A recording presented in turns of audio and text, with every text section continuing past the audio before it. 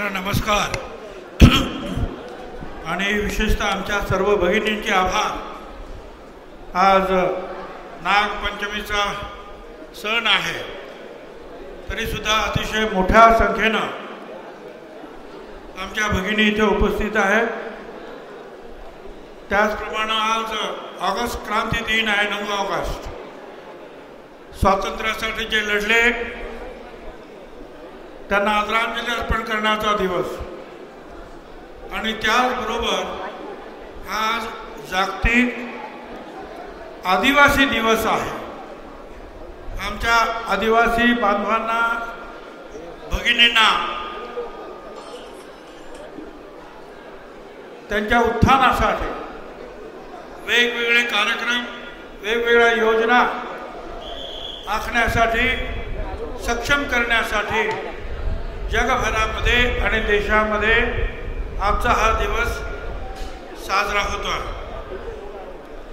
आणि या निमित्तानं मी सर्वप्रथम ज्यांनी या महाराष्ट्राचं राज्यक्रांती घडवली, या देशामध्ये राज्यक्रांती घडवली, ते छत्रपती शिवाजी महाराज, त्यानंतर महात्मा ज्योतिराव फुले, सावित्रीबाई फुले, ज्यांनी पहिल्यांदा आरक्षण दिलं ते छत्रपती शाहू महाराज, आणि या आरक्षणाच्या कायद्यामध्ये ज्यांनी रूपांतर केलं पुढे स्वातंत्र्यानंतर ते डॉक्टर बाबासाहेब आंबेडकर। महिला असूनही सुद्धा देशभरामध्ये आणि आजपर्यंत एक उत्कृष्ट राज्यकर्ती, धार्मिक राज्यकर्ती म्हणून ज्यांची ओळख आहे, अशा अहिल्याबाई होळकर, आणि रशियापर्यंत ज्यांनी नाव गाजवलं, क्रांतीचा झेंडा फडकवला, ते अण्णाभाऊ साठे। आणि जागतिक आदिवासी दिनाच्या निमित्तानं भगवान एकलव्य, आदिवासींचे लढाऊ नेते आणि इंग्रजांना सुळो की पळो करून सोडणारे भगवान बिरसा मुंडा, राघोजी भांगरे, आणि त्यानंतर खास आपण ज्यांचं भाषण ऐकण्यासाठी इथे आलेले आहात, राज्याचे उपमुख्यमंत्री अजितदादा पवार, प्रांताध्यक्ष सुनील तटकरे, महिला अध्यक्ष रुपालीताई चाकणकर, समीर भुजबळ, सूरज चव्हाण, रवींद्र पगार, रजन ठाकरे, विष्णुपंत भाईसुने, प्रेरणा बलकवडे, सुवर्णाताई जगताप, वसंत पवार, भाऊसाहेब भवर, डी.के. जगताप, शेखर होळकर, बाळासाहेब क्षीरसागर, पंढरीनाथ थोरे, प्रकाश दायमा, अफजलभाई शेख, सरपंच लासलगाव, मंगेश गवळी, सचिन दरेकर, डॉक्टर आवारे, रमनाथ शेजवळ, सुरेखाताई नागरे, बबन शिंदे, दत्ता काका रायते, दत्तोपंत डुकरे, उदय आहे, डॉक्टर वैशाली पवार, माझ्या सर्व इतर कार्यकर्ते, माझ्या बांधवांनो, भगिनी आणि मातांनो, खरं म्हणजे ही जनसन्मान यात्रा जी आहे ती कालपासून सुरू झाली। आणि मी अजितदादा पवार आणि तटकरे या सगळ्यांचेच आभार मानतो की त्यांनी नाशिक जिल्ह्याला पहिला मान दिला, आणि त्याची सुरुवात जी आहे या राज्याच्या यात्रेची ती आमच्या या नाशिक जिल्ह्यातून केली। त्यामुळे त्यांचे मनापासून आभार। कशासाठी आहे ही जनसन्मान यात्रा आपल्या सगळ्यांनाच कल्पना आहे। मुख्यमंत्री शिंदे, उपमुख्यमंत्री फडणवीस, अजितदादा पवार आणि मंत्रिमंडळ यांनी या राज्यासाठी अतिशय चांगल्या योजना जाहीर केल्या। त्यामध्ये महत्त्वाची योजना आहे ती मुख्यमंत्री लाडकी बहीण योजना, आणि त्यासाठी वार्षिक खर्च 45,000 कोटीवर जाणार आहे। आणि मंत्रिमंडळाने त्याची जबाबदारी जी आहे ही अजितदादा पवार यांच्या खांद्यावर टाकलेली आहे की हे पैसे उपलब्ध करून प्रत्येक महिन्याला ज्या गरजवंत आमच्या भगिनी आहेत त्यांच्या खात्यामध्ये हे पैसे गेले पाहिजे। 1,500 रुपये महिना, एका घरात 2 महिलांना 3,000 रुपये, मागच्या महिन्याचे 3,000, या महिन्याचे 3,000, जवळजवळ जे एकूण 6,000 रुपये प्रत्येक घरामध्ये 17 तारीख नंतर बँकामध्ये यायला सुरुवात होणार। पण हा कार्यक्रम आहे, त्याचबरोबर मुलींनी शिकलं पाहिजे म्हणून तुम्ही कॉलेज शिका, डॉक्टर व्हा, इंजिनियर व्हा, MBA करा, सरकार मुलींचा खर्च देणार। आमचे विद्यार्थी आहेत, विद्यार्थिनी SFC नंतर कौशल्य विकास योजनेपैकी काही कार्यक्रम जे आहेत शिक्षण क्रमात ते शिका, त्यामध्ये प्रावीण्य मिळवा। 10,000 रुपये तुम्हाला स्टायपेंड मिळणार। आमच्या शेतकऱ्यांना वीज माफी, शेतकऱ्यांना फुकट सौर पंप, भारत सरकार बरोबरच राज्य सरकारचे सुद्धा 6,000 रुपये, एक नाही दोन नाही अशा अनेक योजना ज्या आहेत आतापर्यंत। आणि एवढंच नाही तर भारत सरकारचे 300 रुपये या गॅससाठी, तुमच्या स्वयंपाकाचा गॅस सिलेंडर महाग होत आहे, 300 रुपये मोदी साहेब देतात भारत सरकार। आणि 3 सिलेंडर जे आहे हे महाराष्ट्र सरकारतर्फे 3 महिन्याला प्रत्येकी 1 सिलेंडर गॅसचा तुम्हाला मोफत देण्यात येणार। असे अनेक कार्यक्रम जे आहेत, अगदी मुख्यमंत्री तीर्थदर्शन योजना वगैरे या सगळे कार्यक्रम जे आहेत या सरकारनं तुमच्यासाठी दिले। आता हे एवढे कार्यक्रम दिल्यानंतर काही समोरची माणसं आहेत जिथं हबकली, अरे आता असं कसं काय होणार, एवढे पैसे देणार, गोरगरिबांच्या घरामध्ये जाणार, आणि हे कसं शक्य आहे, हे फक्त निवडणुकीपुरताच आहे।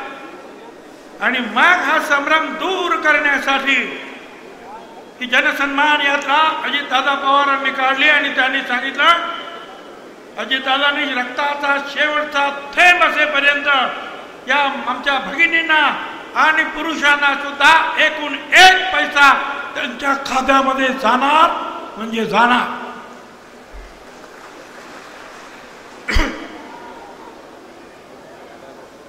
स्वाभाविक आहे, विरोधी पक्ष आहे, त्यांचं काम विरोध करणं आहे, त्यामुळे ह्या योजनांमध्ये काहीतरी खुसपट काढणं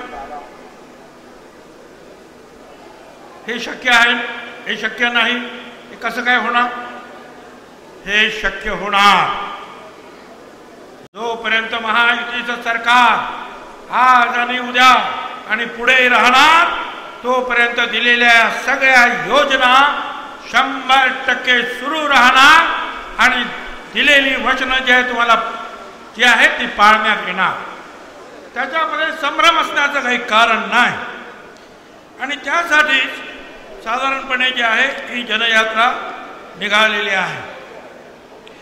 आता या बाबतीमध्ये अधिक जे आहे हे अजितदादा आणखीन त्याच्यावर प्रकाश टाकतील, पण मला अजितदादांना सांगायचं आहे, आपण ज्या रस्त्याने आला तो पिंपळस ते येवला हा चौपदरी रस्ता जो आहे 560 कोटी रुपये खर्च करून अजितदादाने मंजूर केला। 4 पदरी सिमेंट कॉन्क्रीटचा रस्ता येत्या 10 दिवसांमध्ये काम सुरू होणार। 560 कोटी रुपये एशियन बँकच्या माध्यमातून हा कार्यक्रम, पण हे पैसे मिळाले, कॉन्ट्रॅक्ट फिक्स, 10 दिवसांमध्ये काम सुरू। आणि एवढंच नाही तर अजितदादा आता आपण जो लहान रस्ता आपण आलो विंचूर ते लासलगाव, बरं का दादा, आता हा छोटा रस्ता होता ना, तुम्ही जो आहे हॅममध्ये रस्ता केला होता विंचूरच्या पुढे सिन्नरपर्यंत, आम्ही तुम्हाला विनंती केली, अरे विंचूरच्या पुढं नाही, हा लासलगाव पासून सुरू झाला पाहिजे, कारण मार्केट लासलगावला आहे. मग तुम्ही सांगितल्यानंतर अतुल चव्हाण आणि तुमचे जे इंजिनियर त्यांनी हा लासलगाव विंचूर हा रस्ता सुद्धा चौपदरी विंचूर ते खेडले झुंगे 134 कोटी रुपये खर्च करून चौपदरी सिमेंट कॉन्क्रीटचा रस्ता होणार. तो सुद्धा या 10-15 दिवसामध्ये त्याचं काम सुरू होणार, कारण या रस्त्यावर खूप ॲक्सिडेंट होता, ते सुद्धा काम सुरू होणार. लासलगाव बाह्य वळण योजना, प्रकाशा लासलगाव विंचूर रस्त्यावर लासलगाव गावाजवळ रेल्वे उड्डाण पूल बांधणे आणि पोहोच रस्ता, त्याला सुधारित प्रशासकीय मान्यता अजितदादांनी दिली. 110 कोटी रुपयाचं काम ते सुरू होत आहे. लासलगाव विंचूर 16 गाव नळपाणी पुरवठा 20 कोटी रुपये, त्याला प्रशासकीय मान्यता मिळते. 30 खाटाचं ग्रामीण रुग्णालय लासलगाव मध्ये,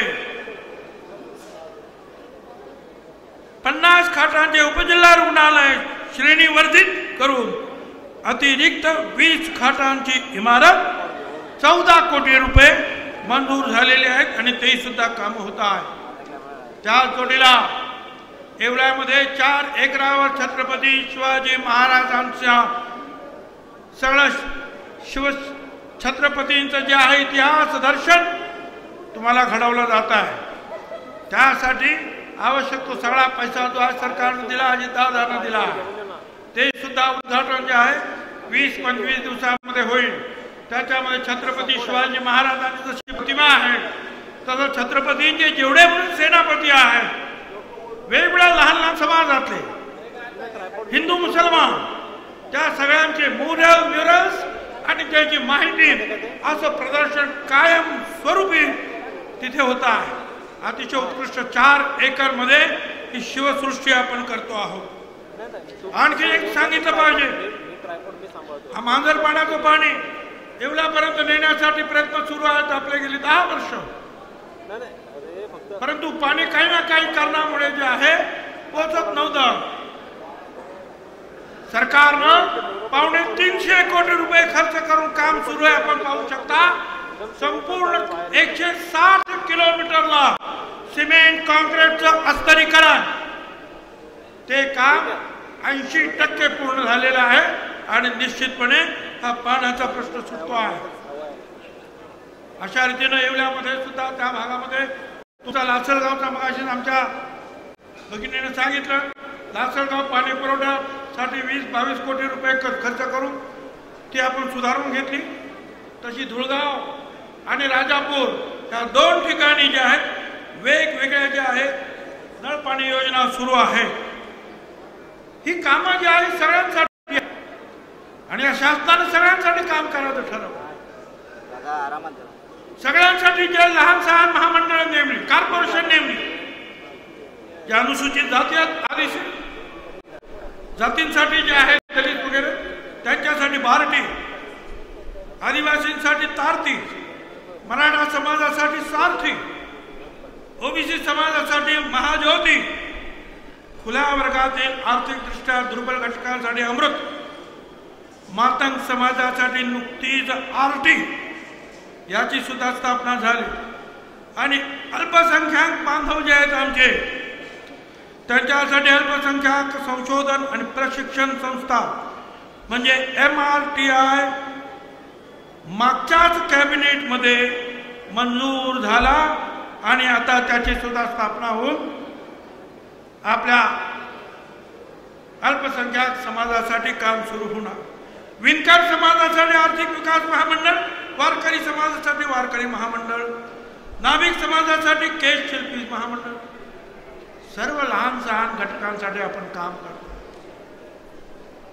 मला आपल्याला एक सांगायचं, आता हे पाणी येईल, सिमेंटचे रस्ते आलेले आहेत, आपण ते बांधलेले आहेत, आणखीन आता सुधारणा होत आहे. त्याच्यावर हिंदू जाणार, मुसलमान सुद्धा जाणार, आमचा दलित बांधव जाणार, आमचा मराठा बांधव सुद्धा जाणार, ओबीसी बांधव सुद्धा जाणार, महिला जाणार, पुरुष जाणार.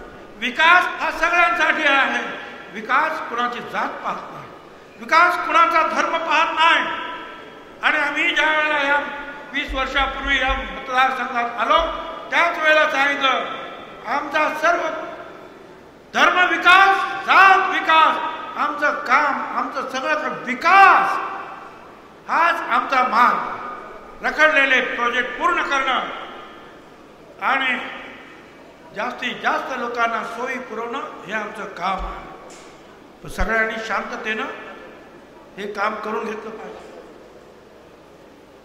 संतांनी सांगितलं, तुकाराम महाराजांनी सुद्धा, विष्णुमय जगत वैष्णवाचा धर्म, विष्णुमय जगत वैष्णवाचा धर्म, भेदा भेद भ्रम अमंगल. कसले भेदाभेद करता? अरे आपण सगळे एक. ज्ञानेश्वरांनी सांगितलं, हे विश्वची माझे घर, सगळं विश्व आपलं घर आहे.